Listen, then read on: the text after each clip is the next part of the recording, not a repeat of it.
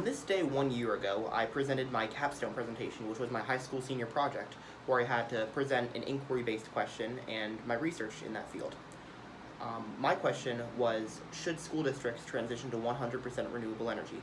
My conclusion, not only is it feasible for them to do so, but it's also desperately needed. So I wanted to give you a repackaged version of the project, and I wanted to do it today to celebrate the 1 year anniversary of my final high school project. So, getting started, we know that top scientists have told us we only have until 2030 to curb the major climate catastrophes that inevitably await us if we don't act now. And one of the biggest at-risk populations demographics for the impacts of climate change are children, especially in my home state of Connecticut, more specifically Fairfield County, which is not where I'm from, but it is in my home state. As of June 2016, it is the largest ozone-polluted county in the American Northeast. The Lung Association came to this conclusion using the air quality system of the EPA that studied ozone pollution between 2012 and 2014.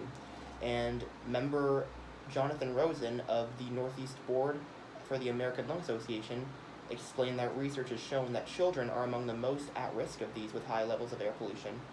And he has an asthmatic son, so that is what encouraged him to join the Lung Association. Also, he estimates nearly a fourth of the Fairfield County population is comprised of children, which indicates the group is in danger of succumbing to air pollution-related diseases. Now, as far as ozone goes, it could be good towards protecting people from the ultraviolet rays of the sun. However, ground-level ozone, or smog, is definitely dangerous and a toxic substance that's a major cause of illness around the world. Not only does 100% renewable energy in schools give a better physical environment for students, it will also provide a better learning environment. Several schools that are already on renewable energy have seen increases in students' abilities. An example of this is Discovery Elementary School in Arlington, Virginia. It has switched to net zero energy and has seen several improvements in this area, such as students becoming more mindful of their environment. To quote the report, the students began to measure things: their trash, the number of kids who biked to school, how much cafeteria food was being donated to the food shelter. This shows that they're becoming more aware in a cleaner learning environment, which is also important because there is also a cleaner physical environment. Not only that, but there have been studies done on cognitive scores in clean energy buildings with clean energy conditions.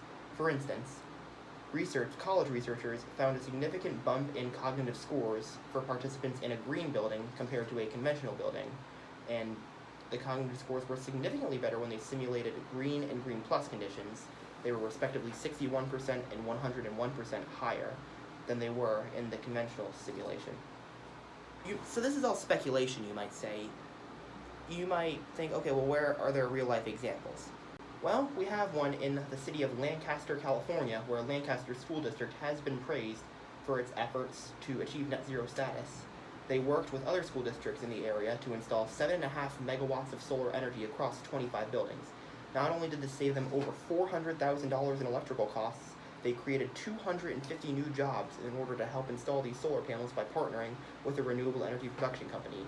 This shows that the infrastructure that goes into transitioning schools to 100% renewable energy is a massive jobs investment that, at a time of an economic downturn, is desperately needed. Not only that, but renewable energy sources have skyrocketed in recent years, and they're fastly replacing fossil fuels in terms of the workforce. In 30 out of 50 U.S. states, there are more wind and solar jobs than there are coal and gas jobs. And the number of jobs in the solar and wind sectors have respectively increased by 24.5% and 16%, although bioenergy is the largest employer in the renewable energy industry as of 2016. Energy storage jobs have also increased by 235%. This makes it easy for homes and buildings to balance out the lack of solar or wind energy if the sun is not shining or if the wind is not blowing.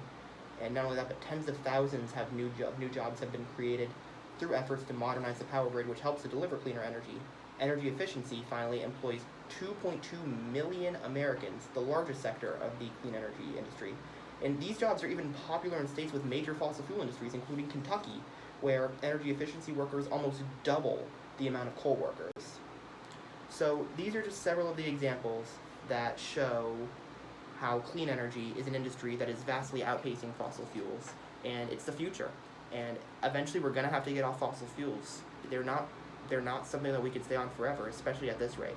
And with school districts being the largest consumers or producers of energy in their areas, it is definitely necessary. Not only is it feasible, but it is necessary for the future of the children and the world, for that matter. So, thank you so much for watching. If this is a little lighter than normal, I apologize, but I tried to take some of the stuff out that I didn't really think was necessary. I thought it was necessary for my school project, didn't really think it was necessary for this. But I hope you enjoyed it. If you did, do the usual, like, comment, subscribe, check out my last 2 videos over here. If you have any more suggestions for video ideas, comment down below. I already said that, but whatever. I might not be posting too much lately, because I do have some things I need to work on for college over the next couple weeks. But I'll try to get some content out there. What I think I'm going to do is I'm going to take a couple of political ideology quizzes, because I think you guys should, if I'm making these kinds of videos, I should at least let you guys know a little bit more about where I stand on the issues, I think. But yeah, those should be out sometime next week. Thank you guys so much for watching. Have a great weekend.